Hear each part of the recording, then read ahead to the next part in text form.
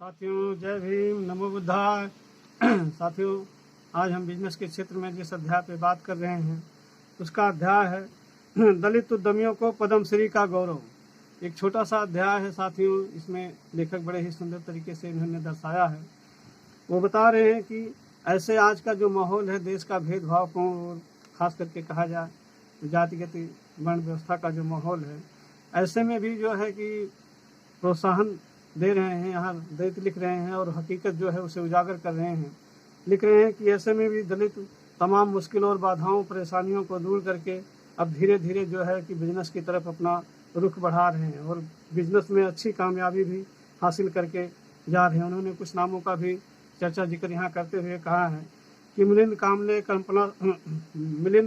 कल्पना सरोज, राजेश सरैया, रवि कुमार नारा जैसे दलित उद्यमियों को पद्मश्री से नवाजा गया। इन्होंने सरकार ने पुरस्कार, इन्हें अवार्ड दिया हुआ है कि ये बिजनेस में एक अच्छे बहुत बड़ी प्रतिभाशाली जो है कि बन करके देश में उभरे हुए हैं और ऐसे ऐसे क्षेत्रों में इन्होंने बिजनेस शुरू कर दिया है जिसका कि पहले से कोई विचार ही नहीं कर सकता है कि यहाँ तक ये सोच सकते थे। आज ये हर क्षेत्र में, हर किस्म के क्षेत्र में जो कि इनका बिजनेस करने का जो मौका मिला है, जो गौरव मिला है, उसी की कल्पना करते हुए आज इस अध्याय में एक छोटी सी कड़ी के माध्यम से हमको संक्षिप्त परिचय देते हुए यहाँ कवि लिख रहे हैं कि जैसे कंस्ट्रक्शन हो गया, टेक्सटाइल हो गया, पेट्रोकेमिकल्स हो गया और सॉफ्टवेयर हो गया, पॉलीमर्स हो गया, एग्रो बिजनेस हो गया, होटल है, ज्वेलरी है, सोलर एनर्जी है, प्रोसेस्ड फूड है, पावर स्टेशन आदि कई ऐसे नए नए क्षेत्रों में जो है प्रतिभा के बलबूते अपने सफल हो रहे हैं। इन्होंने बताया है कि ऐसे ऐसे कामों में जो है कि हमारे दलित युवा वर्ग जो है कि सक्सेस हो रहे हैं और काम करना सबसे बड़ी कि जब हम काम करने की चाहत रखें। साथियों, हमें युवा साथियों से अपील है कि जब हम किसी चीज़ के लिए ठाने तो सही, उसमें आगे आए तो सही, उसमें हम कूदे तो सही, अपने विचार को मजबूत तो रखें। कहा जाता है कि जहाँ चाह है वहाँ राह निकल ही आती है, लेकिन हमें कुछ न कुछ तो करना ही होगा साथियों। जब तक हम ऐसा नहीं करेंगे, हमारे छोटे भाई बहन जो इस काम करने के काबिल हैं, जिनके पास समय है, जिनके पास शिक्षा भी है, और मान लीजिए सबसे बड़ी बाधा इनके पास है आर्थिक कमजोरी की कि इनके पास पूंजीवाद नहीं है। लेकिन शुरू में किसी को भी, कोई भी जो सक्सेस मैन हुए हैं, उनको डायरेक्ट पूंजी नहीं मिल गई है, बल्कि वो छोटी सी ही पूंजी से शुरुआत करके और जाके आगे उन्होंने एक बहुत बड़ा विशाल भविष्य कायम खड़ा किया है।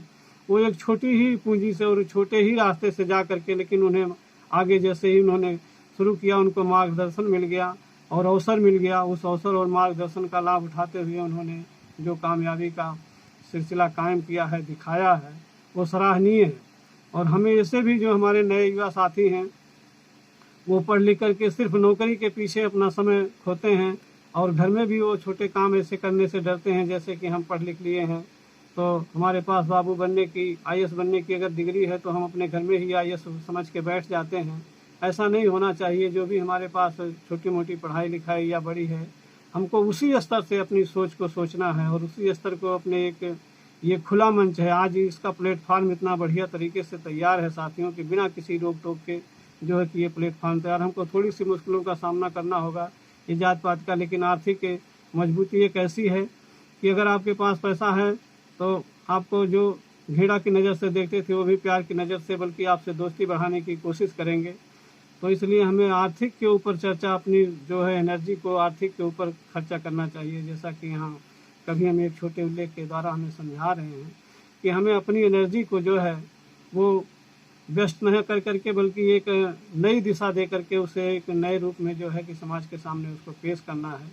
आज वो इसी विषय पे हमको एक छोटे से अध्याय के माध्यम से लिख करके समझा रहे हैं कि कैसे कैसे और कौन कौन से सक्सेस भी हुए हैं और किस तरीके से नई सोच हमारी युवा पीढ़ी को इस पर खास करके विशेष जोर देना चाहिए।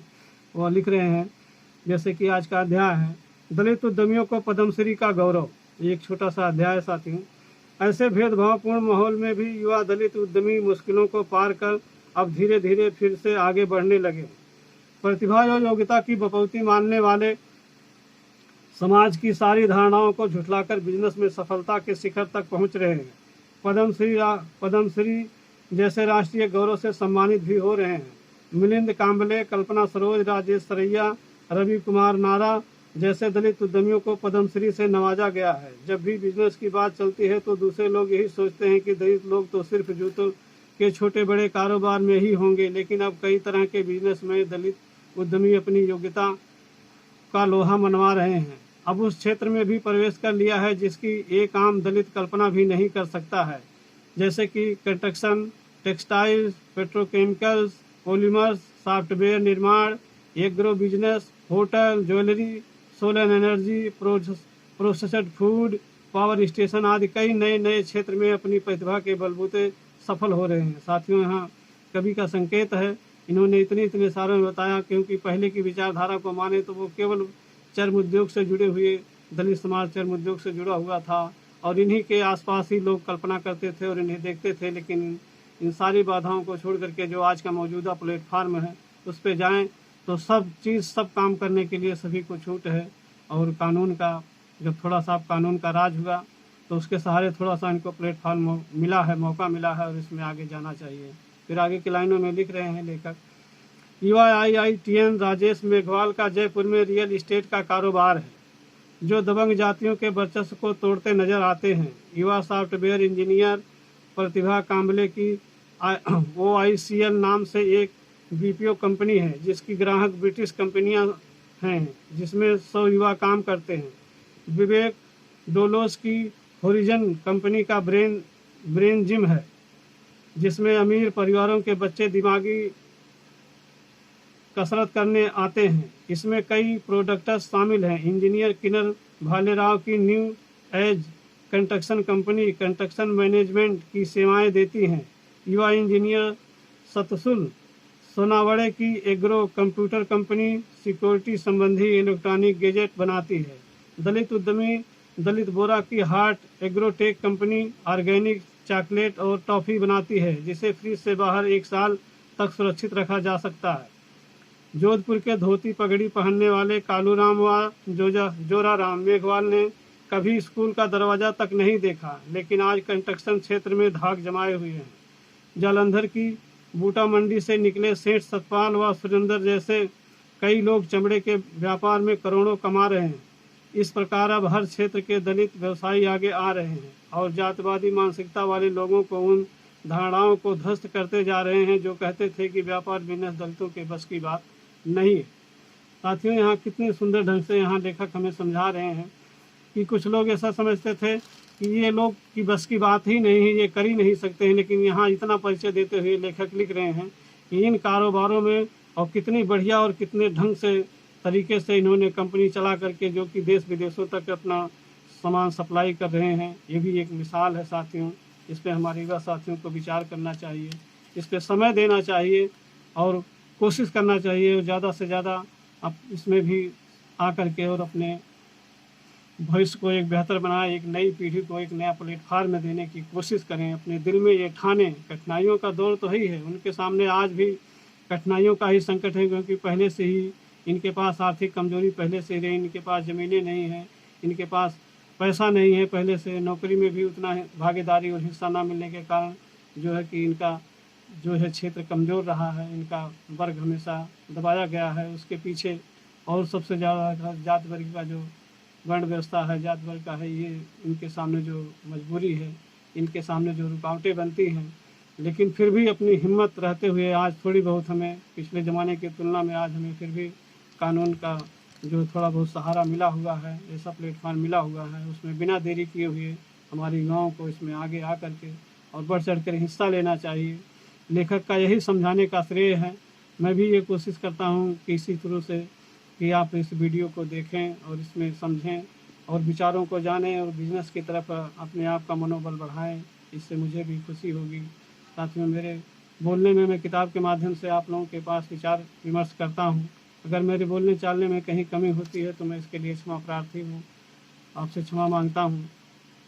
बाकी मेरा ध्येय भी यही होता है कि क्यों ना हम अपना नौकरी के लिए अपना समय बर्बाद करके पढ़ाई लिखाई तो करना है, और हर माँ अपने बाल बच्चे को ऊंचे से ऊंचे देखना चाहता है। पढ़ाई लिखाई में वो जितना उसकी कोशिश होती है, हर माँ बाप अपना कोशिश पूरा करता है और अपनी यथाशक्ति के अनुसार उसमें लगाता भी है।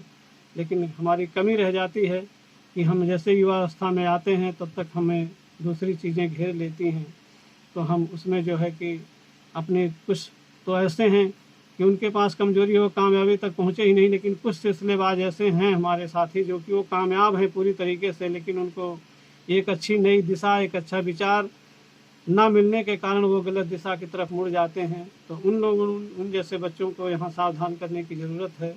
और यहाँ जो लेखक हमारे लिख रहे हैं वो बता रहे हैं कि उनको ऐसा अपना सुझाव मिले, उनको ऐसा रास्ता मिले, उनको ऐसी प्रेरणा मिले, और स्वयं वो पहले अपने घर में ये माहौल बना करके और घर की मोह माया से थोड़ा परे हट करके घर से बाहर निकलें और बिजनेस की तरफ जाएं और अपने जीवन को एक अच्छा बेहतर बनाने का एक सुनहरा मौका जो है उसे बिना खोए हुए, बिना देर किए हुए इसमें रुचि लें और आगे बढ़ें साथियों। इसी के साथ इस अध्याय को यहीं पर विराम लेते हुए आगे फिर हम दूसरे अध्याय पर चर्चा करेंगे साथियों। तब तक के लिए जय भीम, नमो बुद्धाय।